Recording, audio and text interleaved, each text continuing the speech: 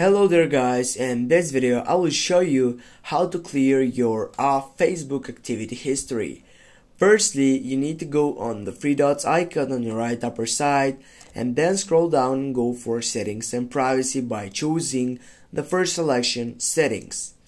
Then you need to scroll down and find for going through the process, which is for activity section. Now when you're scrolling down, you need to go for your information and choosing the first selection, activity log. Then what you need to do right now, you need just to get up from this side and go for archive. Now here you need just to select, for example, all of them by clicking all and just go for recycle bin. Then go for move and you'll need to wait to get up to this process. Now we have done it guys.